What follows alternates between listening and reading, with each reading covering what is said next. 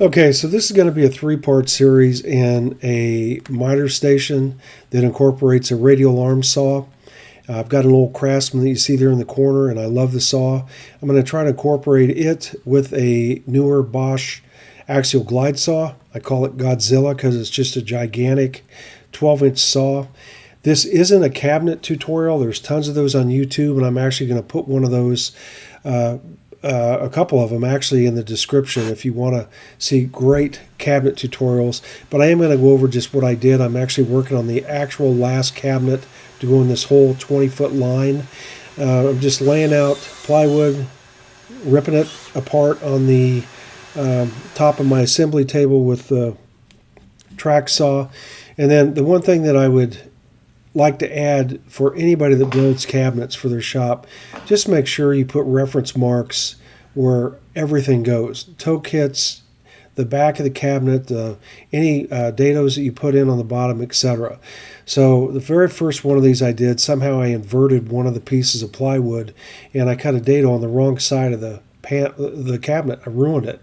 So now what I've done is taken green tape, I put it on the inside tops, so I always know where the top is, and then of course I draw where the toe kicks go on both sides of the plywood, and more importantly where the dado goes over the top of the toe kick and the one along the back edge of the cabinet to receive the back panel.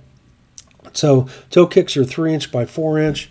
I find it easy to draw your toe kicks. Then I put in a 3/4 dado to accept the bottom panel in the cabinet. It goes right over the top of the toe kick. So for me, it was easier just to go ahead and set up a bit in the router table. I run through each of the panels and plow out that dado for that lower panel. And then once I'm done with that, head over to the bandsaw and cut out the toe kick. The very first toe kick you cut out, keep the scrap, put it in your tool bag, and then that's your piece to mark the rest of your toe kicks. So once we get that done, then I just put the panels back over on the assembly table. Last step in this for me was to take a plunge router, which for me is a Porter cable. It's got a 1/4-inch bit in it, and then I set it up so it runs. It starts 3/4 of an inch in so that the back panel sets in closer to the cabinet, and the stretchers that are 3/4 of an inch are on the back side of that back panel. So this just makes it easy, just one pass. Actually, I do two, so I don't have to remove too much wood in one pass. So I'm going to run that along the back panel, cut out that, plow out that area for the actual back panel, a 1/4-inch piece of plywood that's going in there, and then I get ready to glue. For the glue up, what I like to do is to use these right angle braces. I've got a bunch of these, and I use them on cabinets on the front and the back.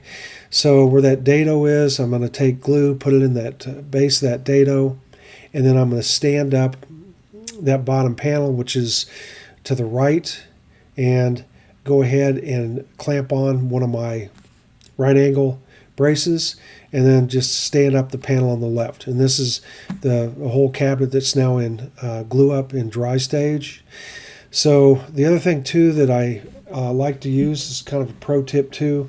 Those bottom clamps, I don't know what you call them, they're F clamps or something, but they have a tendency to pull things out of square. So I keep these little blocks, and all they are is a block with a cutout in the bottom of it, and then a little piece of plywood that goes right even with that dado, and that makes it really easy to apply pressure right at the dado. Those things work great. So if you're going to do a glue up, get you some of these things and put them in there. You won't have to worry about the cabinet trying to pull itself out of square when it's under pressure by those clamps. So the other thing I've added too is this is just a screw out cabinet foot. It's got a hole that drills right through the base of the cabinet. And I've taken the cabinet in this video, and flipped it on its back.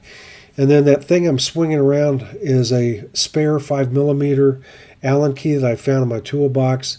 I cut it off and then welded on a little nut. And you don't have to weld it. You could actually epoxy on a nut that fit over the end of it. I think mine was 3/8 of an inch. So that made this whole process unbelievably simple to slide that cabinet up against the wall and then put those things through that hole inside of that foot, and then turn it up or down. This was a just fantastic system. I would use this 100% of the time on any future cabinets. So the floor had tons of run out. It had 5 inches of fall over the length of the cabinets, and I knew I was going to have some problems. So this really, really, really helped. I also had another problem too, and that's just a picture, by the way, of just at the end of the line, I had to put in some blocks and then use the adjustment feature of those feet to keep these cabinets up on that reference line on the back wall. You can barely see that chalk line back there. But again, this made this very, very, very simple.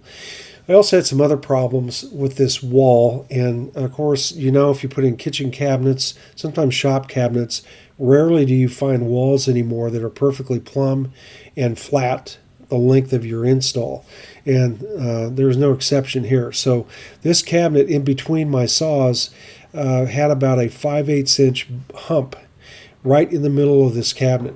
You can see I'm trying to put that shim in there. I could drop 2 of those to the floor on either side. So the fix for this, of course, is pretty simple. Just make some reference lines on the wall and pull your cabinet back away. Get out your favorite tool, which for me right now is a claw hammer, and draw your lines. Take a box knife and draw a nice little break through the paper of the sheetrock, and then of course just pound the heck out of the wall, and all that sheetrock of course will come right away. So once you get that sheetrock out, that of course gives you some room to stick part of your cabinet literally back inside of the wall. And all I'm trying to do again is to try to keep this wall plane in a straight line as best I could, because of the fact that both saws are going to utilize the same fence. So this was kind of a big deal. It was a real big problem. So I got the sheetrock torn out, cleaned up, and then once this cabinet was slid back into place, it wasn't perfect, but it was a lot closer than it was before.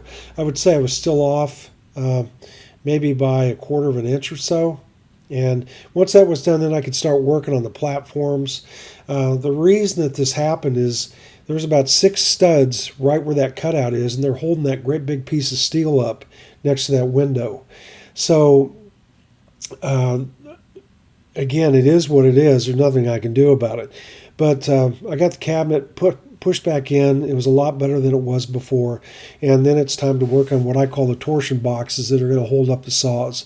So the base of the torsion box is just a 2x4 frame.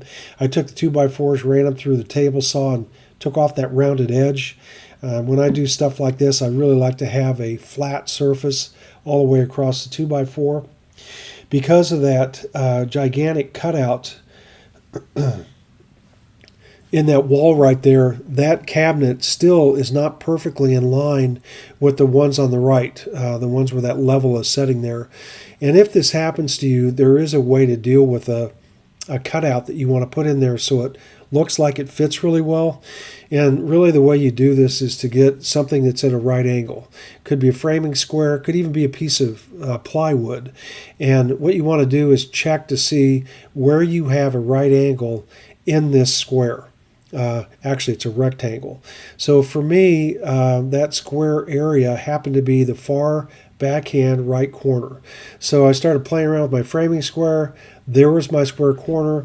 That's what I used as my reference line to start marking a way for a measurement to put on top of the plywood and to cut it out so it would fit perfectly.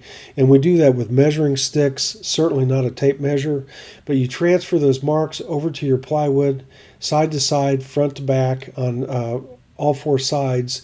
And if you follow that cut line, then that plywood fit in just perfectly. So it looked good. This next shot, of course, now I've applied my all thread, got nuts on the bottom that are secure. Those don't move. Those ones that you see up on the top actually are adjustable. And then there's a doubled section of plywood, 1.5 inches of plywood. So 2 pieces with enough room for me to get my hand in there. That's actually what that saw is going to set on. That radial saw, arm saw, is heavy. Well, the Bosch is too. So again, this is sort of field engineering. I didn't want this thing to fail. So I have 6 pieces of all thread on this side, and actually it was so stable I dropped to 4 on the other side for the Bosch. So I didn't know if this would be super stable, kind of stable.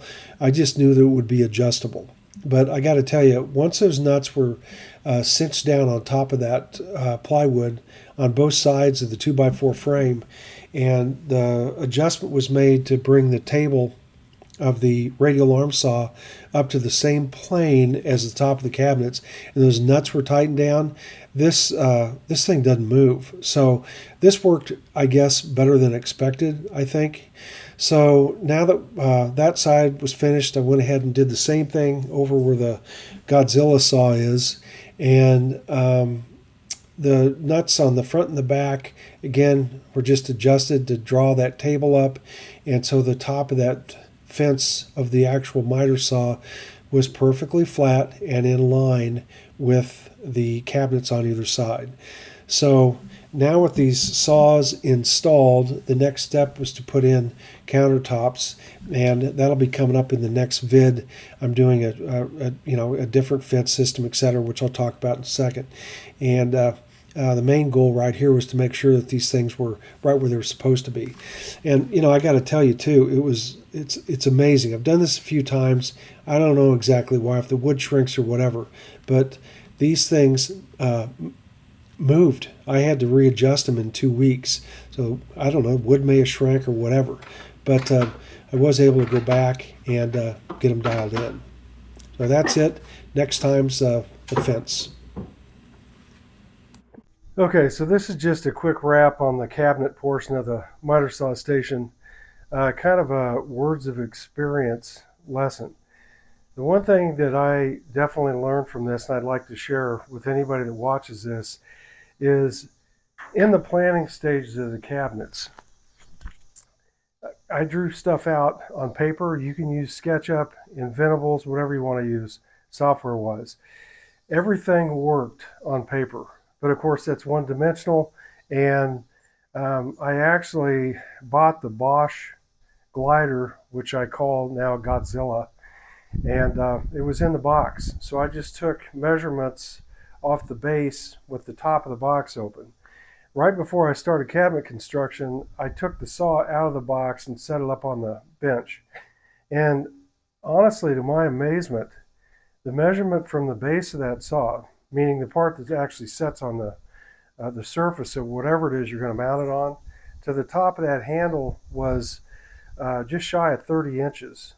30 inches. So I'm trying to fit a miter saw on the same level plane as the radial arm saw, and I like things up.